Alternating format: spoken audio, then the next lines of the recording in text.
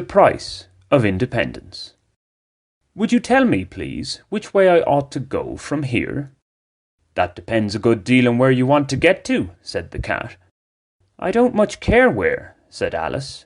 Then it doesn't matter which way you go, said the cat. So long as I get somewhere, Alice added as an explanation. Oh, you're sure to do that, said the cat, if you only walk long enough. As most of you will probably know, that exchange is from Lewis Carroll's classic Alice's Adventures in Wonderland, often summarised as, if you don't know where you're going, any road will take you there. While it appears that today's modern society has many lost souls not knowing where they're going or where they want to get to, when it comes to that never-ending search for fulfillment, from a work perspective, I'm fairly sure where I don't want to go. It's a start, I guess. That is, allowing for the fact that we're in a highly interconnected world where being fully independent is nigh on impossible, I don't want to work for people, but rather work with them. In a predominantly wage economy with an increasingly interfering state, this freelance self-employed as independent as can be option is more difficult to achieve, particularly in higher income countries, it could be argued. So, if for survival reasons I had to become a company employee again, I'd need to be as close to the top as possible. Just making up the numbers has never satisfied me. I don't tend to be a great follower. Thus, knowing that much, one needs to frame one's life accordingly. In many ways, a 14-month company employee stint aside, I've been able to maintain a fair amount of employment independence in the more than 9 years I've been based in Colombia. The flip side is that it hasn't exactly resulted in putting me on a firm financial footing. Therein lies the crux of the matter.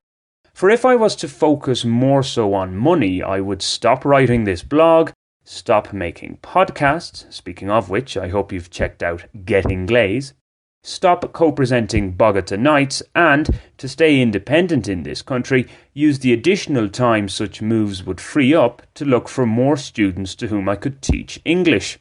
English teaching being about the easiest and most profitable independent activity a native speaker can do in these parts. I would more than likely feel less fulfilled overall doing that, but I would probably have more pesos in my pocket.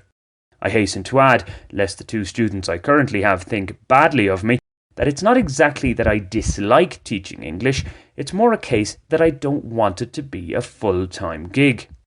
For sure, life is not all about money.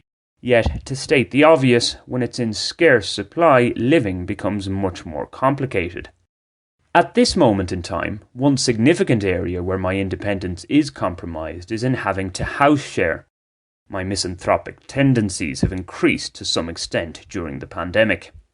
In fairness, however, in an officially stratified country such as Colombia, renting a room in a leafier suburb rather than renting one's own place in a humbler barrio may be a false economy. In my own case, going it alone would probably also do wonders for my general mood, even if it were to cost more, at least at that initial making a house a home stage. Bringing it back to a broader level, we must also remember that at some point the road ends for each one of us, and we're never fully certain when that will be. With that in mind, worrying about potential future problems to the extent one doesn't tackle current pressing matters is rather silly.